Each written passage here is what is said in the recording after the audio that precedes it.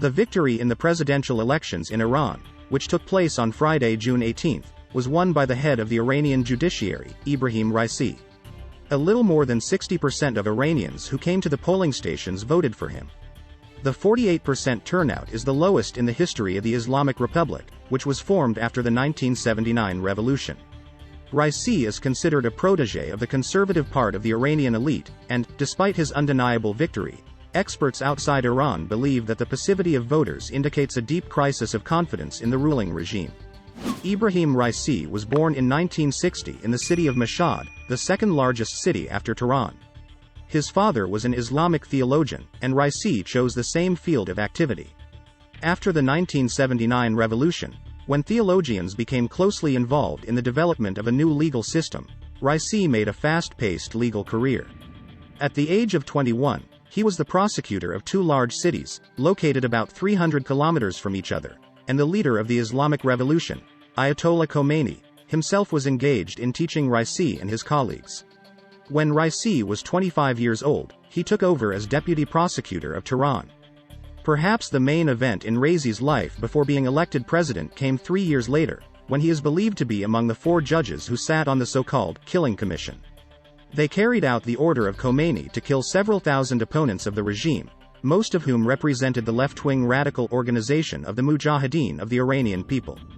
The exact number of victims of mass executions is unknown, but Amnesty International calls the figure at 2.8 to 3.8 thousand people, although some estimates exceed this several times. There were many women among the hanged. Raisi's participation in the death commission, which passed the formal verdict, is known, in particular, from the recording of a conversation between the then deputy of Khomeini Hossein Ali Montazeri. Published in 2016, shortly before the previous presidential elections, Montazeri describes the massacre as the worst crime in the history of the Islamic Republic.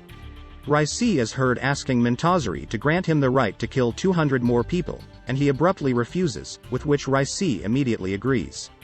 Shortly after this conversation, Montazeri lost his status as Khomeini's successor, and Raisi continued to pursue a career in Iranian law enforcement.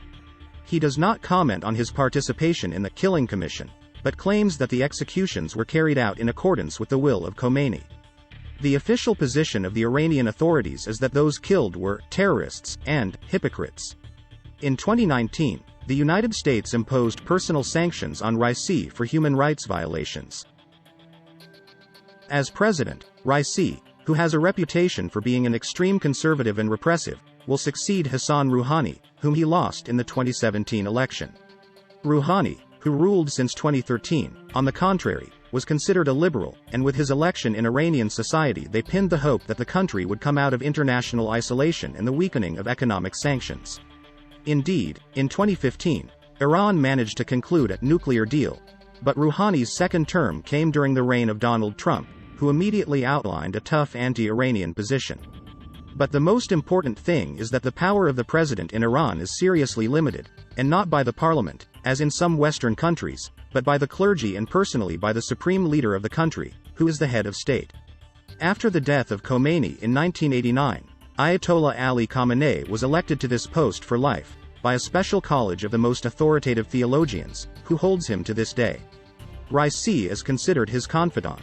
Shortly after losing the presidential elections in 2017, Khamenei appointed Raisi to the post of head of the Iranian judiciary, whose responsibilities include organizing the work of the courts. In this position, Raisi was able to carry out a series of reforms, thanks to which the courts began to issue milder sentences for a range of crimes, from issuing fictitious checks to drug possession. The number of those sentenced to death has also decreased, although it is still the second largest in the world after China.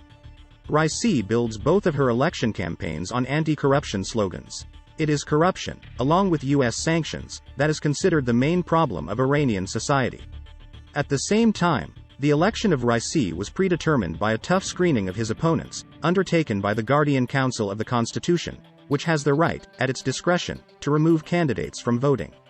As a result, none of the more or less popular politicians, liberal by Iranian standards, made it into the newsletter. A few months before the elections, Ayatollah Khamenei even protested this, but it is believed that it was more of a ritual move. Now Raisi has to prove that the representatives of the conservative bureaucracy are better at running the country than the progressists.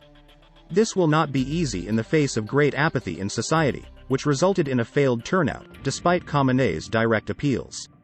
Many experts believe that the start of new protests in Iran is only a matter of time.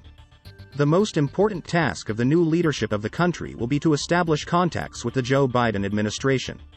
In theory, we can talk about a return to the days of the nuclear deal, which was torn apart by Donald Trump. But this will take a long way. On the one hand, according to the New York Times, Raisi's hands are much more free than those of his predecessor. Unlike Rouhani, the new president will certainly not be suspected of trying to abandon the principles of the Islamic Revolution. And according to Foreign Policy magazine, in fact, he is much more pragmatic than it seems when you study his biography. On the other hand, as the same Foreign Policy writes, it is this biography that can work against him.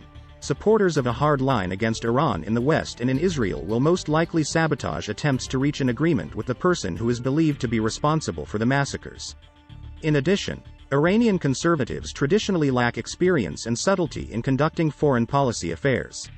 Meanwhile, there were rumors that the presidency was not the highest stage of Raisi's career, and in the future he could replace Khamenei as the supreme leader of Iran. Tom is 82 years old, and not so long ago he asked to pray for his health. The election of the president should not stop this. Khamenei himself also held this post in the 1980s, before becoming the supreme leader. In 2019, Khamenei appointed Raisi to the Council of Experts, which elect a supreme leader. Concurrently occupying the presidency, he can have a decisive influence on elections. That's all for now. If you liked the video, like it, subscribe and be sure to hit the bell to be the first to know about the release of the new video.